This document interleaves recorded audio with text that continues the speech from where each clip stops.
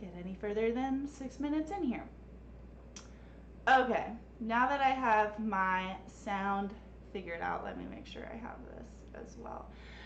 Sorry, it's not my best. I'm not a big technology person. I'm definitely more of a hands-on gym person. Okay, good. You can hear me. All right, so let's start from the beginning. Practice go around. We're talking about strength today.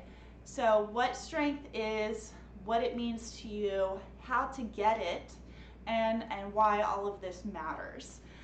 So let's start with the simple question, what is strength?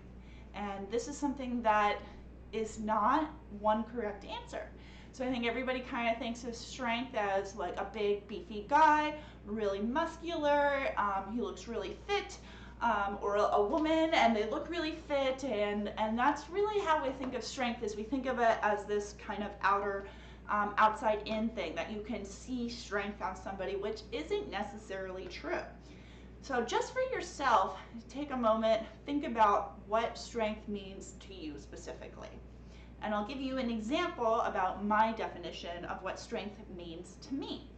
To me, strength is the ability to carry out many different tasks, like moving furniture, helping out a friend who's moving, playing with kids, keeping up with kids that are playing, picking up kids, dogs, animals, being able to handle anything that life throws at me without worrying that I'm not going to be able to do it, I'm going to hurt myself doing it, or actually hurt myself doing it. So to me, strength is the ability to carry out all the functionalities that might come up in my life without having a problem. Essentially, that's what strength means to me. It means not breathing hard when I'm going on a hike. It means not saying no to something because I don't think I'm going to be able to do it. I want to be in optimal condition to just do what I want. That is my definition of strength. So maybe your definition of strength is a little bit similar, maybe it's something different. That is fine. There is no one right answer. This is something that comes up in fitness all the time. The best answer that you can really come up with for somebody is it depends, because everything really does depend. We're so uniquely different that there is no really one right answer. However, we have some things here that are just kind of basics that you can apply to increase your strength no matter what your goal is. So first, why is it important that we know what strength means to us, especially when it comes to our goals? So usually I have somebody who comes in, they're a new client, we're doing a new client interview, and they will tell me, I say, you know, what are your goals? Why are you here? What brings you to the gym? What brings you to me? And they say, oh, well, I want to get stronger.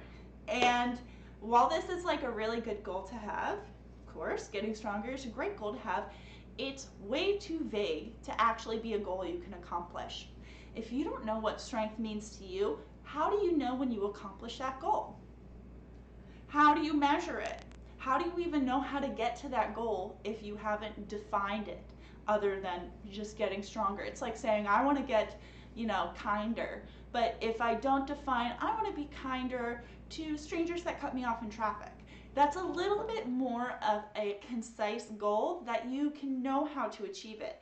If I just say I want to be kinder, you might try some things here and there, but it's going to be pretty scattered, and overall you might not see results. The same applies for strength. So when we're talking about training, we just have a few types of strength that are defined as different kinds, and one of those is maximal strength.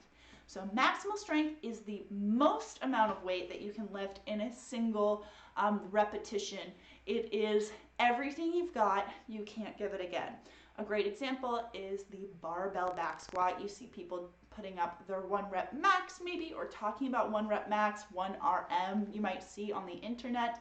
That is 1 rep max, and it means they were able to do this weight for a single repetition, like 250 pounds for a barbell back squat would be a 1 rep max for someone like my size probably. Then that's an important metric to keep track of. You can also do maximal strength for other lifts, lunges. Typically though, it's going to be used with bench press, deadlift, and squat, but you can of course use it for other exercises, it's a good metric to keep track of your maximum strength, because you want to see that increasing over time if that's your goal.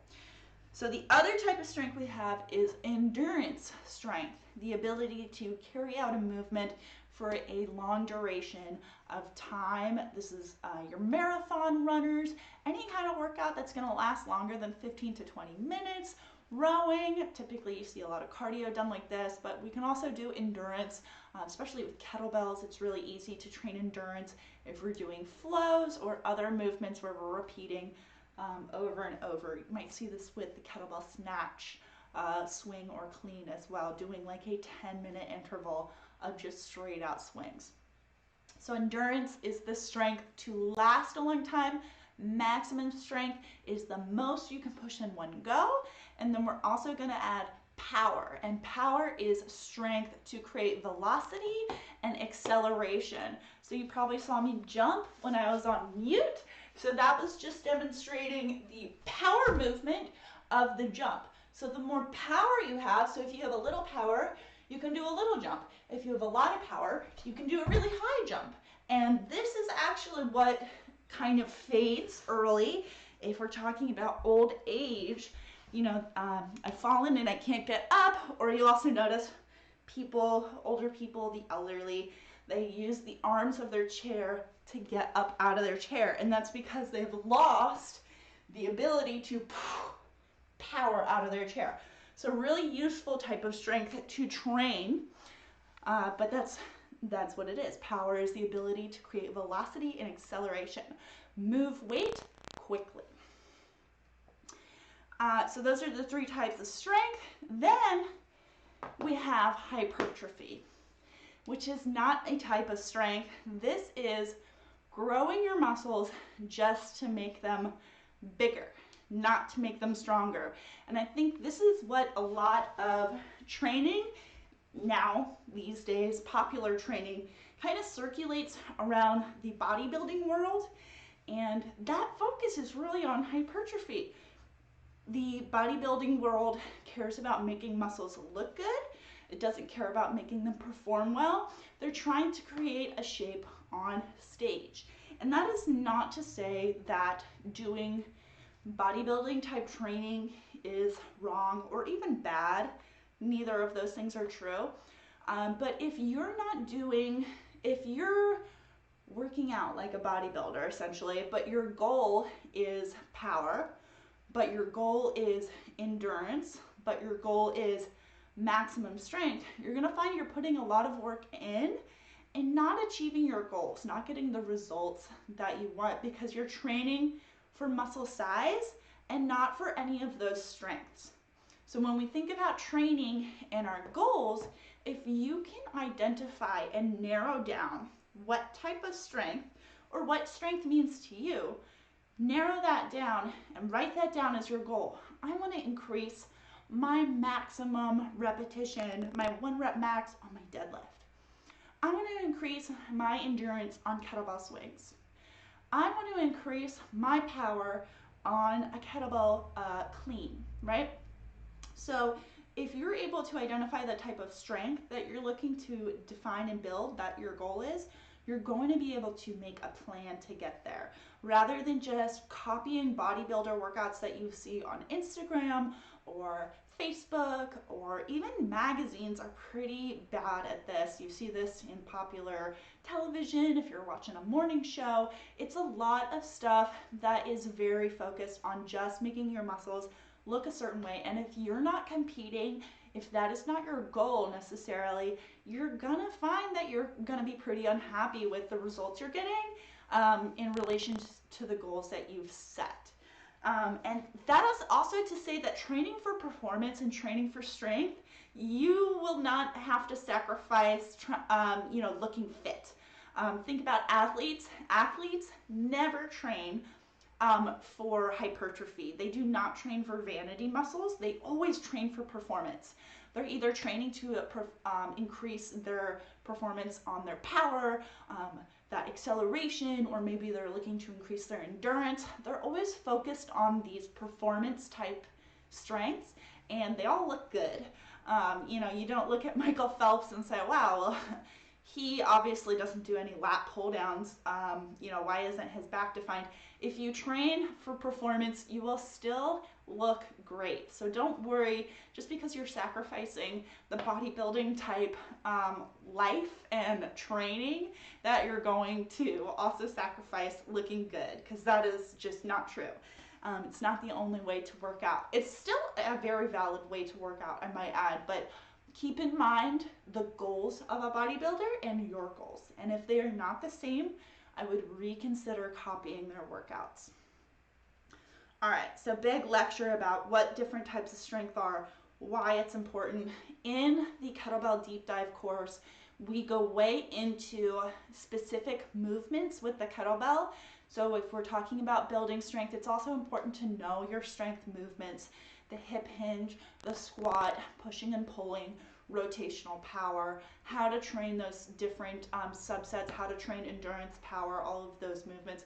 We really get into the nitty gritty in that course. So if you need more guidance on how to train for power, how to train for strength, how to train for endurance or mobility, the deep dive course is a really good option for that, because each day we spend a full 45 minutes on each topic where you can really learn how to train for those variables.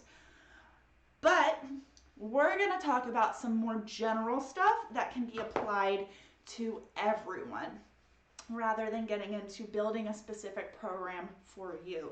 So the number one most important thing when it comes to strength is progressive overload.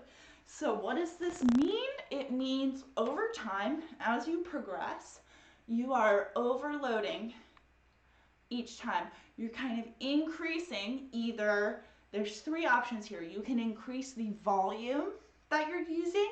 Now, volume sounds like maybe it relates to the amount of weight that you're using, but volume is actually the number of repetitions.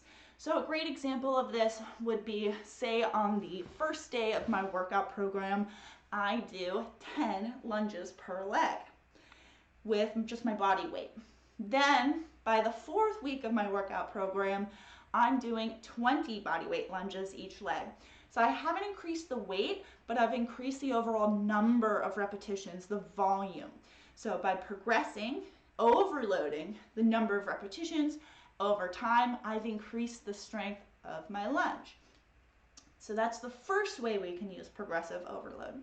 The second way we can use progressive overload excuse me, is through load. So this is weight. So this is, maybe I'm doing 5 push-ups, and in the beginning I'm just doing 5 push-ups, regular body weight. At the end of my 4-week program, I'm doing push-ups with a weight on my back. So I've increased the load.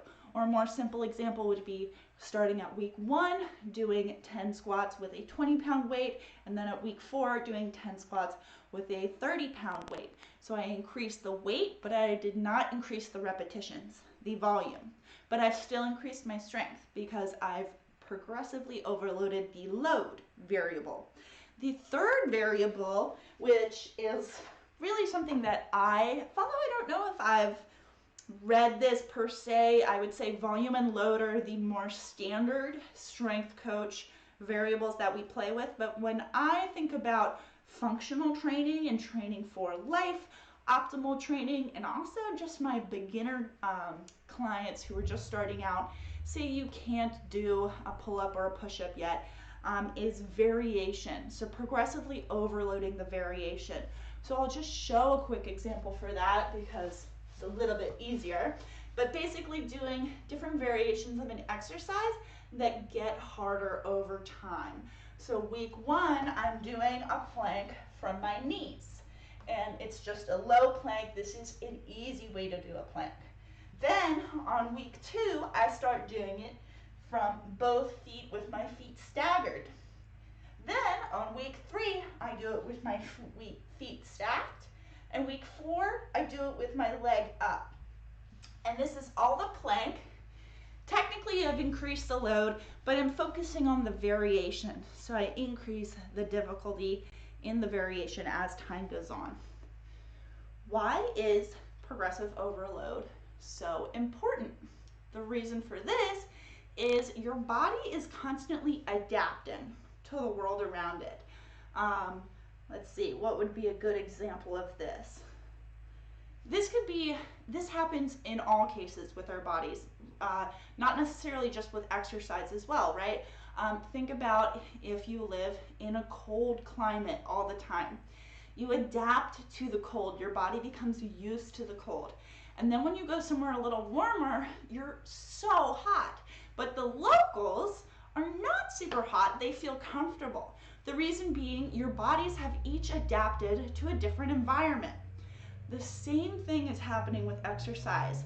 When you're doing things in the gym or at home in your home gym, you are giving input to your muscles. Just like if you were in a cold environment, the cold air is giving input to your body. The information from that input is then going to have your body adapt so that it can tolerate whatever is happening. So if it's cold, it's going to change some factors in your circulation and change your sensitivity so you become used to it. The same thing happens when we work out. If I work out with a 10-pound weight 1 week, and then by week 4 I'm still working out with a 10-pound weight, my body adapts to that weight in the beginning and I stop making progress, right?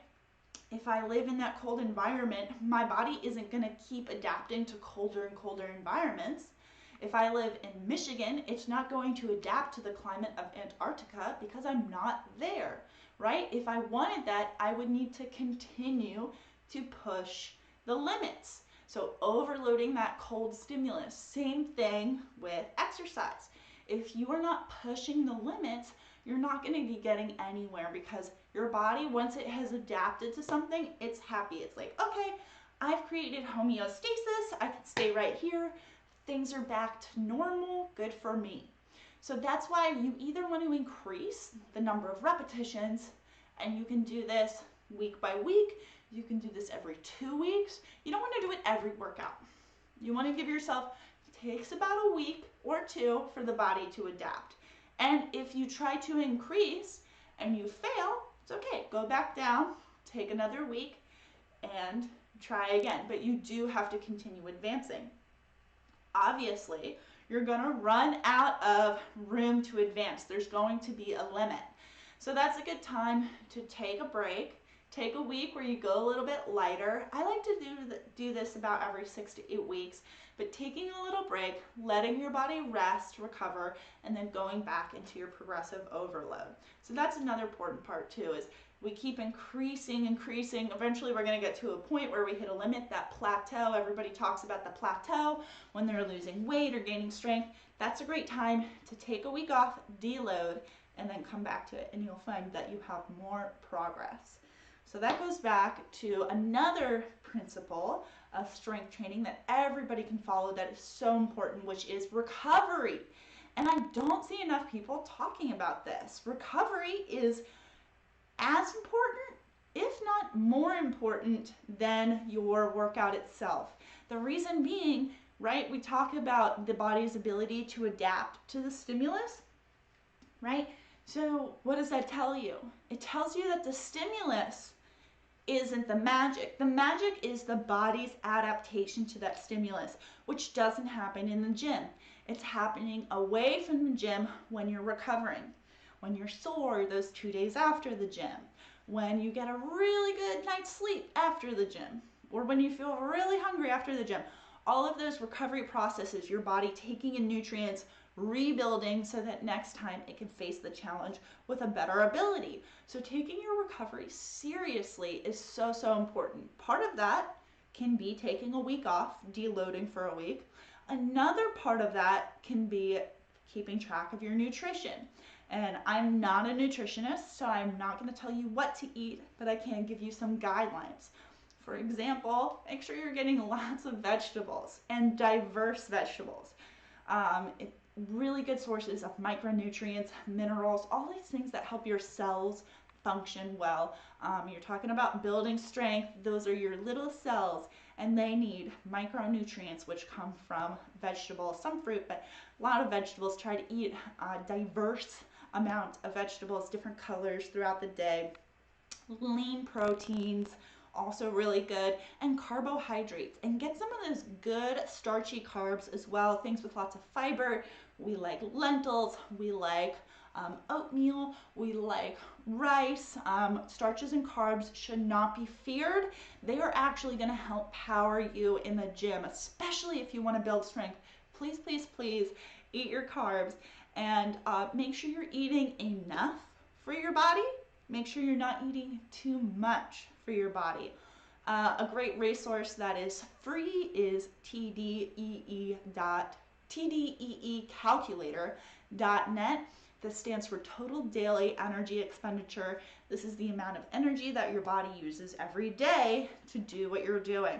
And you want to make sure you are replacing those calories unless you're looking to be in a deficit to lose weight, in which case that's a different story, but we're just focusing on building strength today. So make sure you're eating at a maintenance calories, or if you're thinking about building strength, you can also eat at a slight surplus depending on how hard you're training. Pay attention to the scale and how your body feels. Along with nutrition and recovery, we also have hydration, extremely important. As little as 2% dehydration can affect your performance in the gym when you are training. This is something that we look out for as a strength and conditioning coach in our athletes all the time. We actually have formulas for how long an athlete works out, to how much liquid that they need to be consuming to replace that. And it's not good enough to just drink plain water. You need to have electrolytes too, especially if you're eating a very clean diet and you're not getting a lot of salt. Chances are you're going to need to add salt and electrolytes to your water. This is also very important for the muscle cells. A lot of these functions are done off of electrolyte reactions. Electrolytes basically serve as these power chains in the cells that help pump your muscles, create twitch in your muscles. So if you're low on electrolytes, you're going to feel really low on energy, really slow reactivity, maybe a little bit of brain fog. You don't have to go out and buy an expensive electrolyte. All you need to do is squeeze a little lemon and add a little sea salt to your water, and you've got potassium and sodium, which are two of the biggest things that we sweat out. The reason sweat is salty, if you lick it, is because there's sodium in it. So you need to replace that salt, especially if you are training hard. Please add some electrolytes to your liquids. And a good general rule of thumb for your liquids is 1 liter a day for women and 2 liters a day for men. Of course, depending on your size and how much you train, that can change a little bit, but very, very important. Hydration, nutrition, rest, and recovery. All that work you put in the gym into your strength training, all the planning that you do to get to your goals, how to train, you go and you do the workout, it is wasted if you go home, eat nothing, drink alcohol, and get a poor night of sleep. You have wasted that workout. So if you do want to go out and party, do it the night before your workout. You'll feel like crap during your workout, but at least you're not going to be sabotaging the results that you are trying to get. So the entire myth of people working out on Friday to work off the calories that they're going to drink at the bar after, they're not doing it well. So better to train and then rest and really focus on creating a healthy environment for those adaptations towards strength to take place. Don't sabotage yourself. Okay? All right, so we've covered kind of the big three there. The 3 important things, if you want to gain strength, these are the general rules everyone needs to follow. You need to progressively overload. You need to take serious efforts into your recovery, and you need to take serious efforts into your nutrition. And then the 3rd thing here with our recovery is sleep. This is another big one. So all of your tissue repairs, so think you're going to the gym, you're working out. You know how people always say, oh, you go to the gym, you're getting micro tears in the muscle, right, to make it stronger. Well, when do you think repairing happens in the body? Doesn't happen during the day when you're awake. It happens when you're sleeping. And this is also, if you've heard me talk about the parasympathetic nervous system in our up regulation, down regulation course where we talked about how to use warm-ups and cool downs effectively. This talks about that down regulation. The parasympathetic nervous system is also known as the rest and digest. So this is when you're sleeping, your parasympathetic nervous system digesting all your food, getting the nutrients out, and it's also doing repairs in your body. This is why like you'll go to bed feeling really crappy, you'll wake up, I feel better. Your body was able to perform a lot of maintenance overnight. 99.9% of that maintenance is done while you sleep. So if you are not getting enough hours of sleep, if you are getting poor quality of sleep, these are two things that can affect your recovery as well. So some good rules I have about sleep is number one, keep it regular as possible. Sometimes it's not possible. We have a job, has odd hours, we get called in, maybe you're a nurse, maybe you work in something where it has overnight shifts. Regardless, if you do have something like that, obviously you can't change that. But if you have the power to take control of your sleep schedule, ensure that you're going to bed and waking up at roughly the same times every day. The brain is really going to thrive on this. The body is going to thrive on this. It helps you actually be sleepy when you go to sleep if your body already knows what's coming. The second part of that is just overall good sleep hygiene. So this means an hour before bed, we're going to start going into calming activities. We are not using phones or looking at screens. Excuse me, you might read a book, something like that, but we're trying to turn off the lights, starting to settle and relax our minds and get ourselves into the pace of getting ready to go to bed. Having a little bit of water, but not too much, so you have to get up to pee in the night. Making sure if you aren't able to black out your room with curtains, you're investing in some kind of face mask covering, something like that that will allow you to not have sleep coming at your eyeballs while you're trying to sleep. Sleeping in a place that is relegated just to sleep. So that means during the day, we're not using our bed as a workspace or a play space. We're trying to keep everything around our sleep really concentrated as just like, this is my sleep area. This is what I do before I go to sleep. I have a cup of tea, I read a book, and then it's lights out, and you have a routine. Very important. Same thing when you wake up. Reach for that glass of water first thing. Maybe if you're feeling like you're going to work out that day, pinch of salt in that water, get ahead of your electrolytes at the start of the day. That is a great thing to do. So overall, I don't know if I said 7 to 8 hours of that sleep every night as well. So 5 hours is not cutting it for anyone. Sorry. You just need certain amounts of sleep. So that is the gist of it. If you want to achieve your goals in strength, there's just a few things that you need to do. One is you need to identify what kind of strength are you looking to build. That can either be one of the definitions that I talked about, maximal strength, power, endurance, or it might be something that's a little more personal to you. Like I was saying, I love being able to help friends out moving furniture and not feeling like I'm a burden, but I'm actually a help. That to me is strength. So that gives me a more accurately defined strength that I want to build towards. So know what kind of strength you want to build towards first. So you can set SMART goals, and then you can also know exactly how to achieve them. And again, if you want to know exactly how to achieve power, maximal strength, endurance, or mobility, we have that inner kettlebell deep dive course where we go into each of those and really explore. We do a workout, we talk about those concepts and how to build on them to make your own program that's effective. Then once you've defined your strength and what you're going for, you're going to make a plan where you progressively overload either the volume, the number of reps, the load, the total amount of weight, or the variation of the exercise. So increasing the difficulty of the exercise as time goes on. And then last thing you're going to want to do is make sure that you're taking care of the basics that apply to everyone, no matter the situation.